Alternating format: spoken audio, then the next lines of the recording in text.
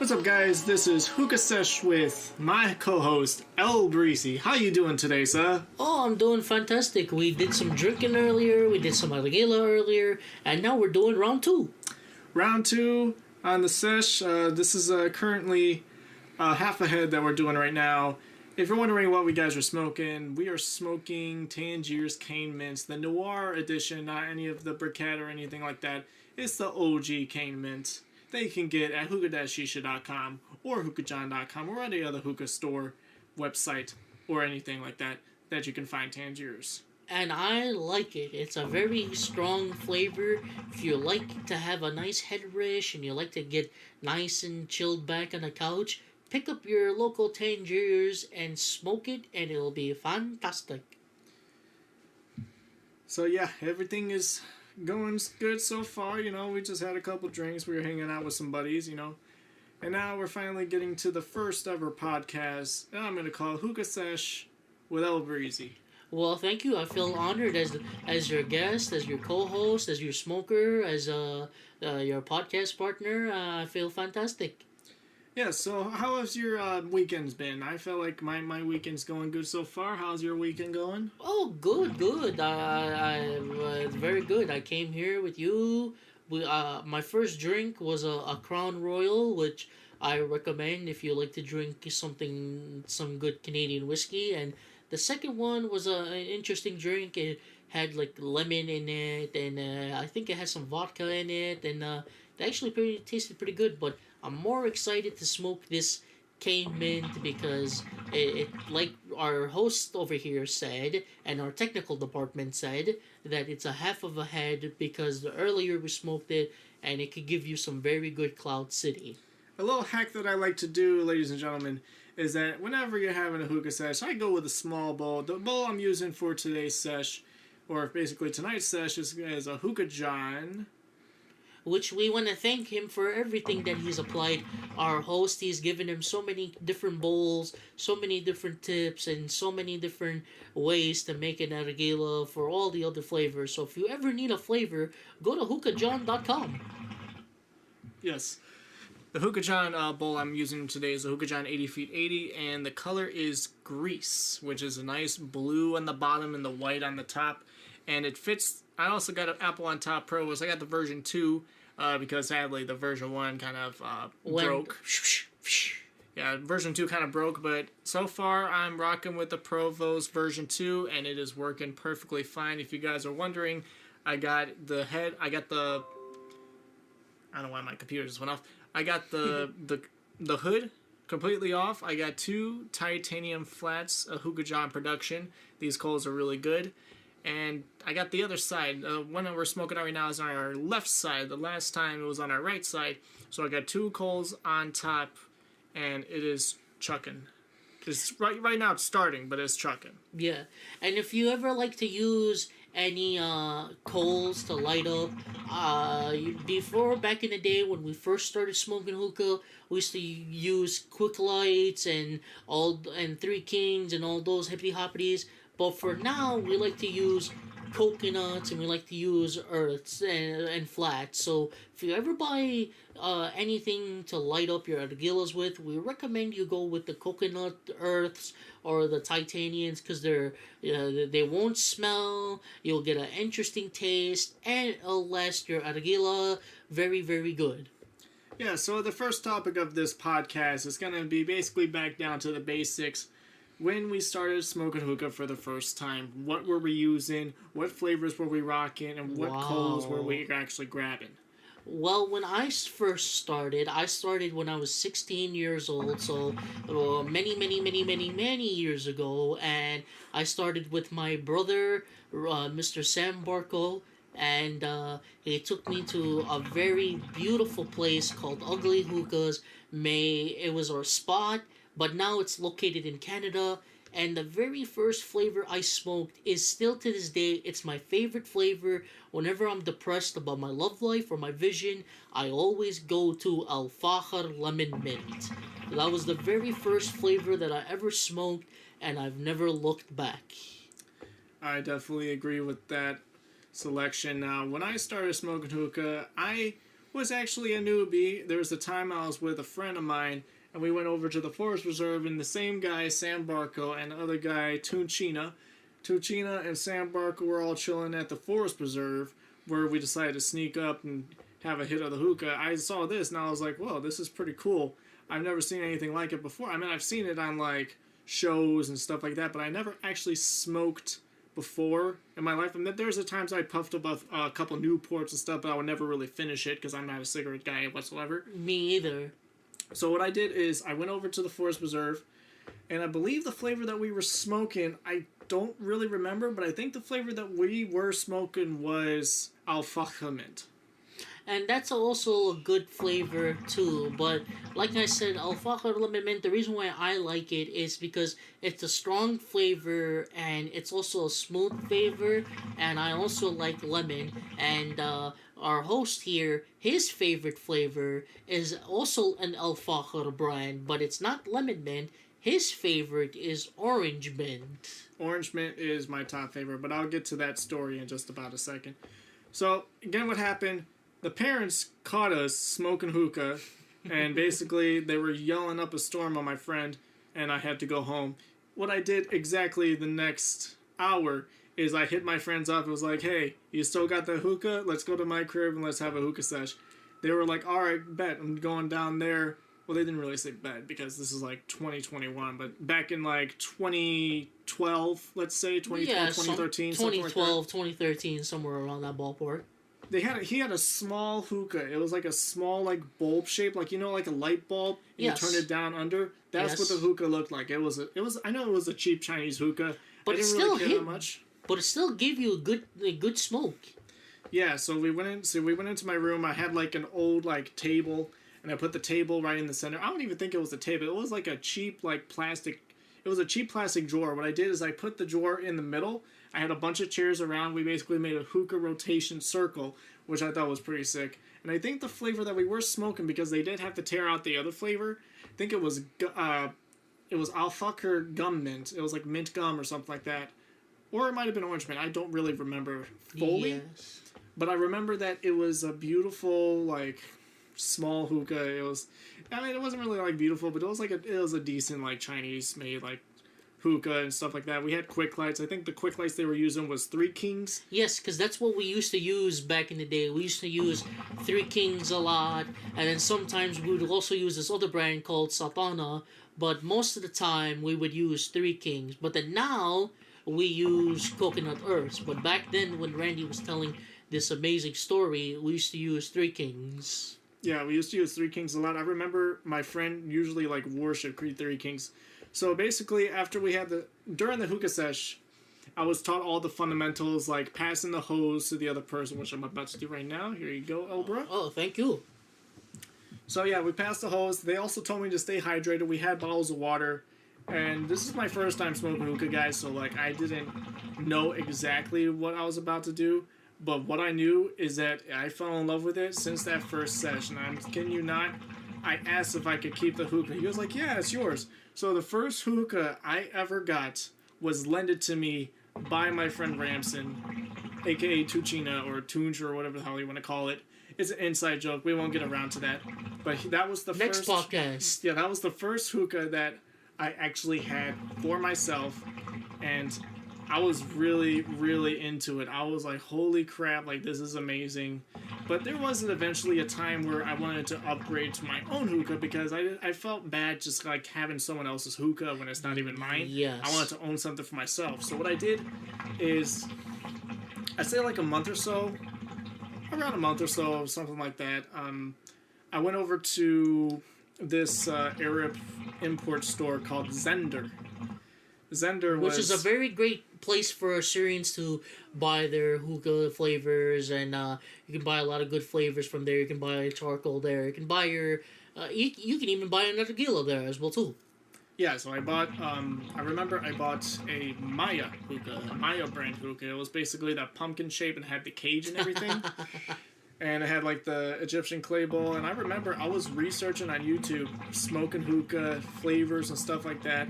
Eventually, I fell in love with just getting into alfalfa. That's what I started off with. Yes. I had my friend recommend me the Three Kings. I also got that, and for like the past half a year, maybe to a full year, I was nothing but quick lights and alfalfa orange mitts or any alfalfa flavors until I got introduced to Starbuzz by my friend Sam.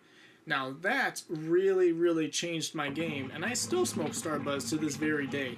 But I have upgraded to a bunch more, but we'll get to that a little later. Yes, and another flavor that I love, like how I told you guys, I love alfalfa or lemon mint.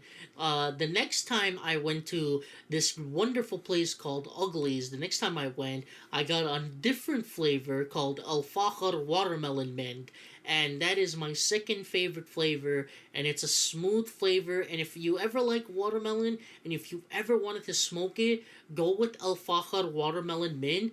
It is very beautiful. Absolutely amazing. I remember I smoked the same thing with my friend Sam. My friend Sam was the hookah enthusiast at the time before Yes. I grew, before we decided to do this all day, every day.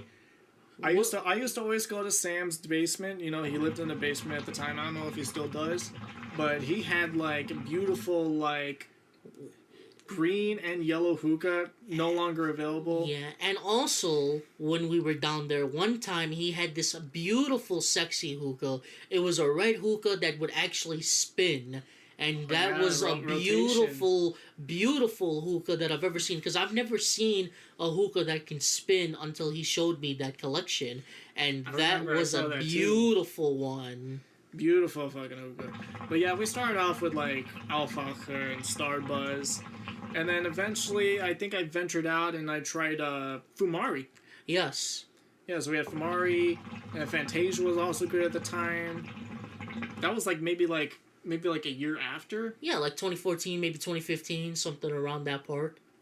Yeah, so it wasn't until later on where I actually got my hands on a Khalil Mamoon. And if you guys don't know, a Khalil Mamoon is an Egyptian hookah, and it's one of the standard hookahs in many hookah bars that you go to. They're always going to carry a Khalil Mamoon. Yes.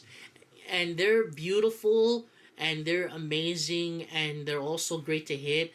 And I don't smoke that many Flumari flavors, as the host can tell. I'm more of an alfajor guy, but for Fantasia, I believe, and the host can quote me on this, I believe white gummy bear comes from Fantasia, and that is one of my favorite flavors from that company. White Gummy Bear Fantasia was one of our top flavors. I remember we used to go a bunch of bowls on that. But that's enough about me starting off with the hookah. Let's hear more about your story when you started to visit hookah bars. How was the experience? How was things going? How did you first discovered hookah? Well, like I said earlier, the first time was from my other brother, Sam Barco, and he took me to Uglies for the very first time, and it was at night, and he picked me up from my crib, and we went to Uglies, and we sat down, and Uglies was our spot. It was our favorite place to go, and the very first night, I ordered an alfajor lemon mint, and I smoked it, and I believe we were there till 2 in the morning, I think. I don't remember because I've had so many great nights with Argila. So let's say maybe it was 2 in the morning or 1 in the morning. And whenever you're done smoking hookah, here's another tip I'm going to give you. You will crave the munchies. So after we done smoking, I think we went somewhere to eat. I don't remember exactly where we went, but we went somewhere to eat, and it was my favorite time to go. The experience was amazing because I've never been to a hookah bar before. I used to just smoke it here and there in the basement. But then I loved it when we went to Uglies. It was the best place to go. And then after Uglies went to Canada, and Randy, the host, he will know this. The day that Uglies left, we were really, really sad. We were really emotional. And we're not joking. We all wore black that day because it felt like a funeral. Our place of hangout left. It was such an amazing hookah bar. I remember when I first showed up at the hookah bar, you weren't with me at this time, but I remember it was Sam, John, I think Matt was there, and what's that guy's name? Or no, I thought you were there. Probably. I think you were there. I don't I remember one time when you were Toby Maguire and you jumped over me, but I'll tell that story later. Yeah, so I remember I visited Uglies for the first time. I remember that it was a tall KM. It was like, it wasn't even a KM. It was a Syrian hookah. Yes. And those things are very rare to come by. They're basically like a plant. It's basically like a metal pipe, but like a design on it. And it smokes almost as well as Egyptian, so I didn't really tell no difference. Of course, I was new, so I didn't know much about the hookahs until today. But I remember the flavor that we smoked was some type of dragon fruit house mix, and I've never tried this flavor before. I tried it, I was like, it was okay. But, at that point, I didn't have much money at the time, so I didn't really care what I had. I just wanted to smoke it. Now, you would think smoking a hookah for a while can be addicting, and the answer is yes, it can be pretty addicting. Yes, but it helps with pain. If you're going through a bad day, if you're going through a bad day at work, or if your vision is bothering you, or if your love life is like the fucking stupid weather that we get this time of the year, I recommend smoke up a nargila. Definitely. So moving on more into like the future, let's say like after the Uglies. After Uglies, we relocated to another place called Inferno. That was the second hookah place that we would go to. It had this really awesome owner, and then you could basically like play whatever songs you want. They had like a DJ set, and I would just plug my phone and I'll just play like tracks, or he would play, or they had an iPad, and you could like just play a song on YouTube and stuff like that. It was really chill. We were with the owners. There was even times where it closed and we were still there for like an hour and a half. One time they would... I don't remember when they would close. I think they would close maybe like 11 or at midnight. We would still be there till like 1, 2 in the morning just chilling. Straight up. Like, it was insane. But another story I want to tell about Ugly is one time we were there, we were smoking. I don't remember if I had alfajor lemon mint or if I had watermelon mint, but I'm smoking and this host... He had to go do something. Clear shots, doesn't fall, doesn't injure himself, just hops right over me and just does this thing. And I'm like, you're freaking Mr. Randall Spider-Man over here. Oh yeah, that was back in my circus club days, right? Just to hop over things when I ever got the chance. Alright, so let's bump over to the future now. How did I start getting into these new flavors? How did I get into like these new hookahs and stuff like that? I started off from like the Maya. And then I went over to the Maya, over to, like, let's say, another cheap Chinese. But then I eventually got myself a Khalil Mamoon. And I had, like, a few of them. The first one I had to give away because my uncle was living at the time. He did not like me smoking hookah whatsoever. It pissed me off. I had to keep it in, like, George's trunk or something like that. And basically, that hookah was gone. But then I bought another one. And then that one was gone. And then eventually I was able to get my hands on a different Khalil Mamoon, but this one was a more special one. This one was a tall tri-metal Khalil Mamoon. Yes. And I call it the Saudi Desert. Right? Yeah, the Saudi Desert. No, the Saudi Prince. Yes. I call it the Saudi Prince. But even before all that, there was a point in my life where I got into the cheap Chinese designer hookahs. Like, let's say like a tower one. A tower one was really cool. Yes. I had a bunch of big Chinese ones. I had like a Starbus carbine. And I basically like went all out. Now, how did I decided to try these different designer manufactured hookahs? I decided to research more on hookah smoking and how to become a professional and stuff like that. And I ran into Hookah John. Hookah John was the one that got me into titaniums, to coconut coals, to actual good flavors like Tangiers, Trifecta, let's see, Mighty Freeze.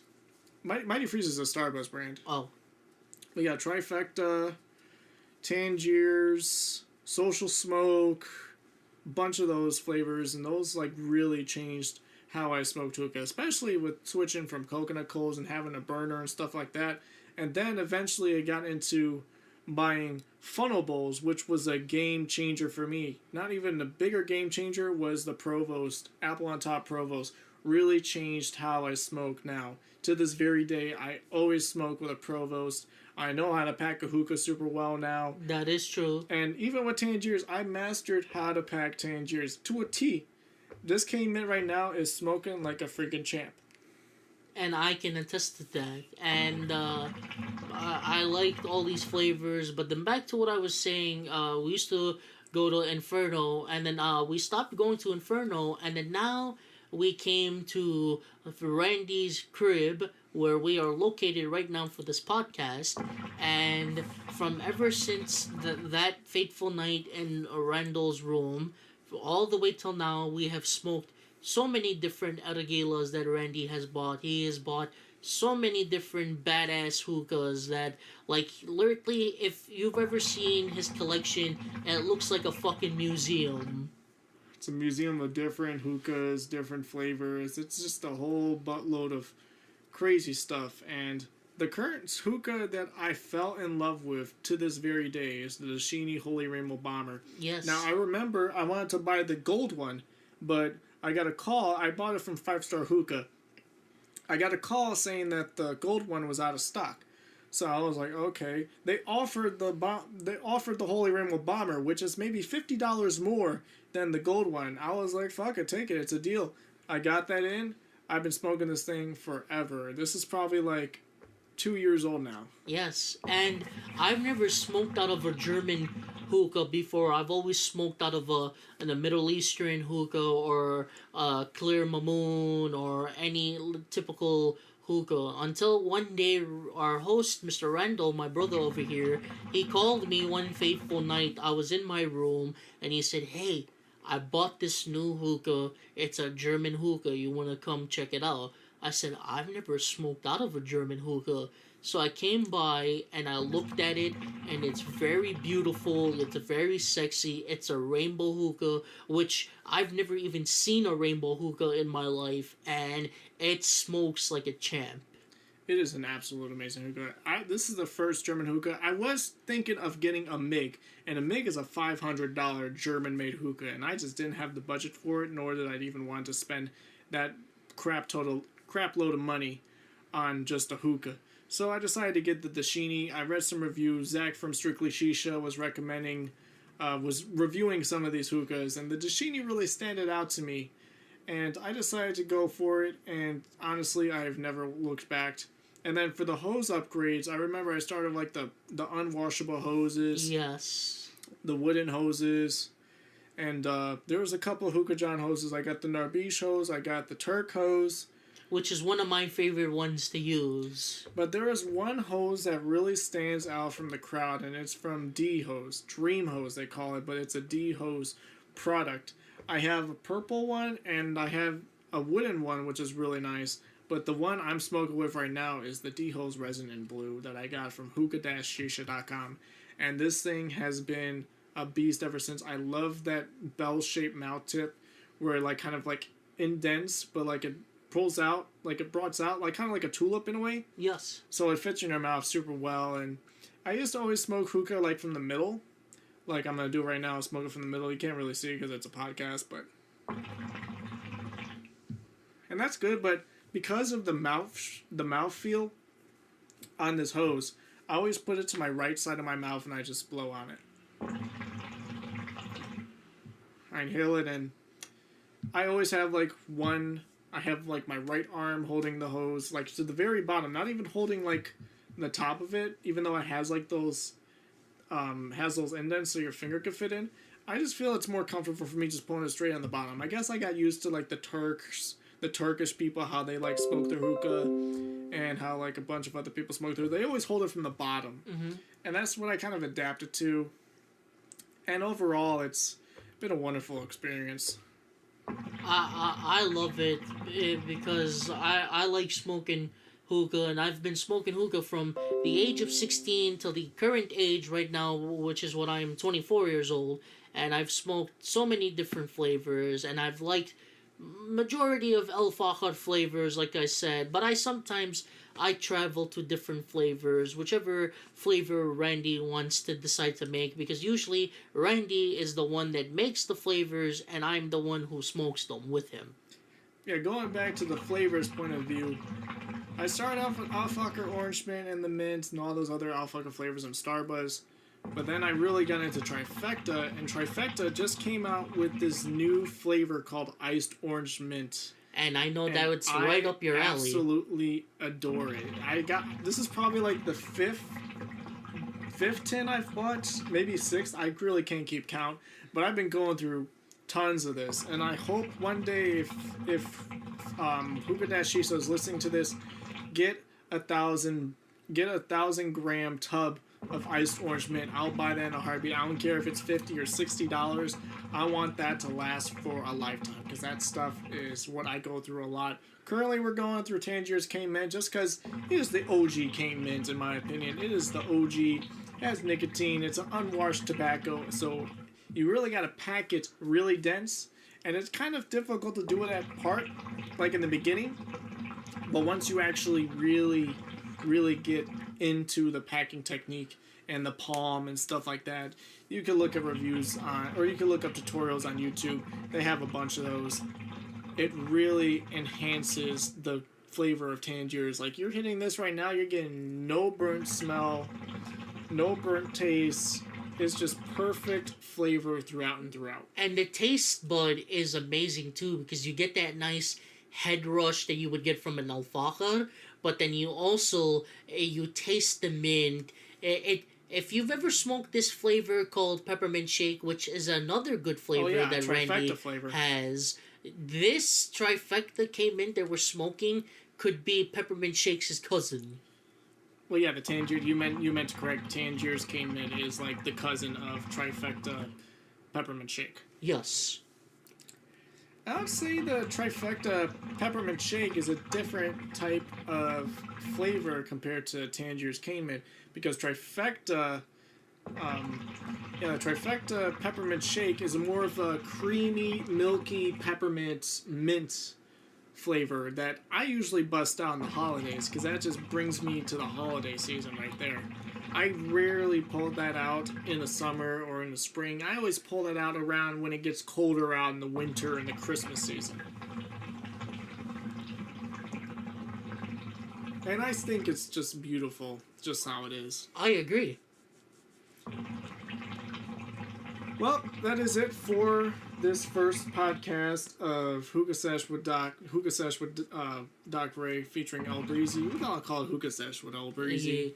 I want to say thank you for the host for being a great host and asking some great questions, and I hope we get some viewers pretty soon that can actually listen to this podcast and actually take some tips of some different flavors. Maybe you haven't tried an alfalfa flavor. Maybe you haven't tried a Tangiers flavor. Maybe you haven't tried a Starburst flavor. And there's also a hidden gem that Randy has that I used to smoke, and it tastes like Skittles, and it's rainbow. And it's one of the best flavors to buy. It's really hard to find, but it's very, very good. And like I said, when you smoke it, it tastes like Skittles. The Fantasia Rainbow, that's what it's called, and I remember I smoked that way back in the day.